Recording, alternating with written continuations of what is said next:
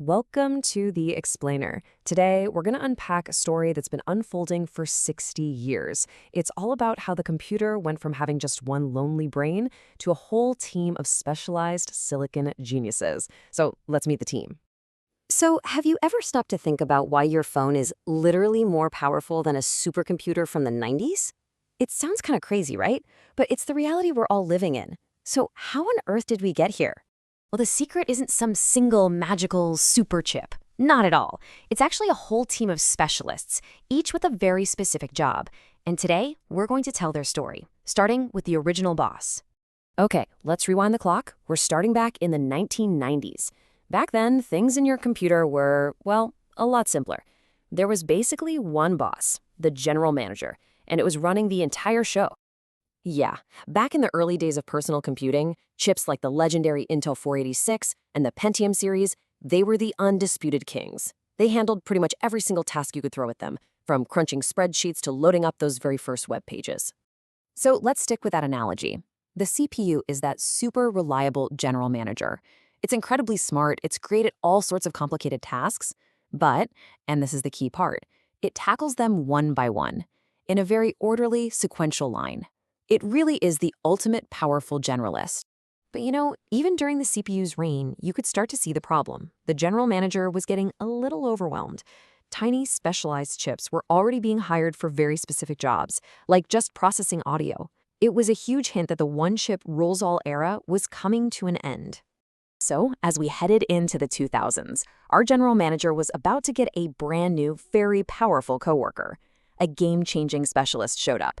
And this is when the team really began to assemble. And this right here shows you the fundamental difference in how they think. The CPU, our serial thinker, is like a master chef, meticulously preparing a complex meal step by step. The GPU, our parallel worker, is more like an army of cooks, all chopping carrots at the exact same time. It can handle thousands of simple jobs all at once. This whole parallel approach was a revolution, totally pioneered by GPUs like the NVIDIA GeForce series. But what's really interesting is that the CPU, the old general manager, saw what was happening. It started building its own internal squad, putting multiple cores, or little brains, onto a single chip just to keep up. And that ability to do thousands of things at once, that is exactly what you need to render the millions of pixels in a modern 3D world. The GPU is the single biggest reason your games went from those blocky little sprites to the absolutely breathtaking scenes we see today. But the team wasn't done growing, not even close.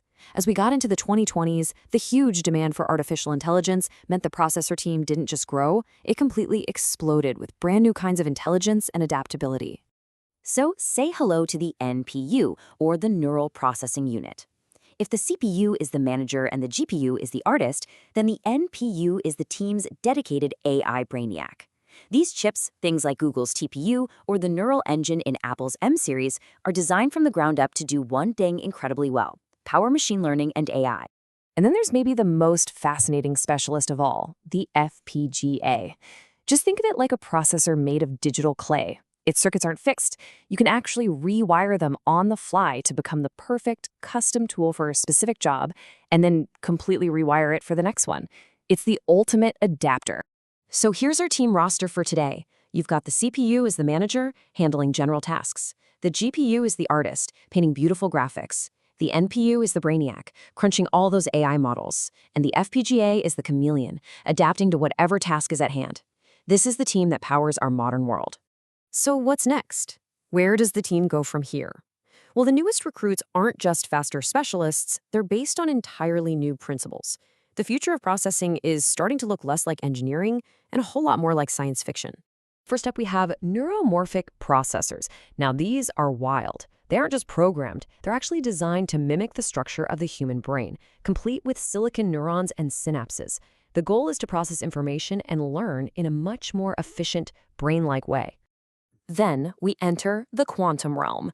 The QPU, or quantum processing unit, plays by completely different rules. A normal computer uses bits that are either a 0 or a 1. A QPU uses qubits, which can be a 0, a 1, or both at the same time. By exploring all those possibilities at once, it can tackle problems that are just impossible for any classical computer. And look, this isn't some distant dream. Projections are already showing that by the 2030s, we could see QPUs with over 10,000 stable qubits. That kind of computing power isn't just an upgrade, it is a total paradigm shift. It could unlock breakthroughs in medicine, material science, and AI that we can barely even imagine today. And finally, there are photonic processors. For over 60 years, our chips have run on electricity, electrons moving through silicon. Photonic chips, though, compute with light itself, with photons. The promise here is mind-boggling speed and a huge leap in energy efficiency, because light moves faster and generates way less heat than electricity. Looking even further out, the team isn't just going to be individuals. They'll be incredible hybrids. I mean, imagine chips that combine the brain-like learning of neuromorphic structures with the raw power of quantum mechanics. The specialization will continue, for sure, but the real revolution is going to be in how these new minds work together. So that's the journey. We went from one generalist CPU doing all the work to a diverse team of silicon specialists. And now the next step in this evolution seems to be processors that don't just calculate, but actually mimic nature itself, from our own brains to the fundamental physics of the universe. And that brings us to our final question. For 60 years, we've just been building better and more specialized tools. As these tools start to think more like us and compute beyond our classical limits, the real question isn't what can they do, it's what monumental problems will we choose to solve with them.